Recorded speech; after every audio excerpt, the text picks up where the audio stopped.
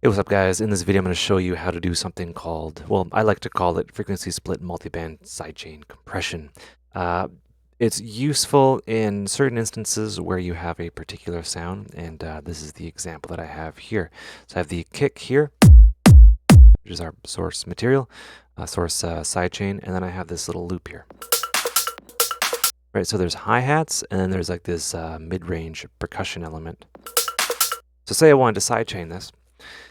But I wanted to just sidechain that mid-range material and then leave the hi-hats. You can do that, and I'll show you how to go about doing that. So you can do that using something I like to call frequency splitting, using EQ3. I'll just drop that on there.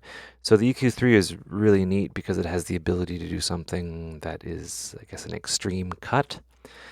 So you can isolate low, mid, high. It's more like a DJ mixer sort of thing. And right now I have the mid soloed, essentially, and I can adjust the frequency high and frequency low, which is the cutoff point for low, mid, and then mid, high. Okay, so let's say I want to sidechain that.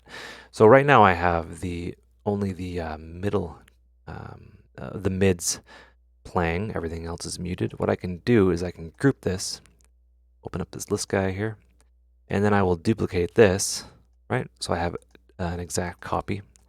And I will do the opposite here. I will mute the mid and then enable the low and the highs, right? So they are both doing basically the opposite thing. So now everything is summed back together and it is whole again, which is pretty useful. So on this top one, this is the one that I want to affect. So I will solo it, and I will add in a compressor, and I will just quickly do a little bit of a sidechain compression thing.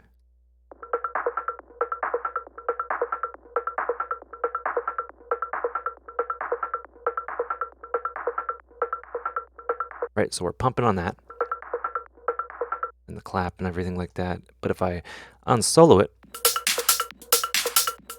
the hi-hats are kind of left alone, and the high end of the clap.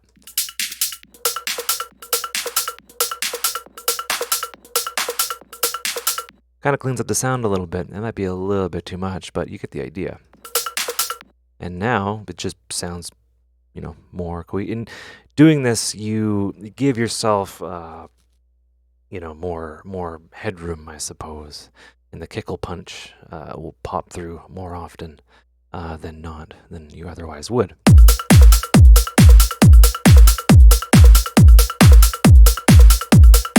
And it just makes things sound really cool. You can do this in your groups as well. You can group a bunch of things and then do this, and you can just keep on doing more and more processing, and your sound will sound neat. Anyway, hope you guys enjoyed this video. Hope you learned stuff. Take care and have a good one.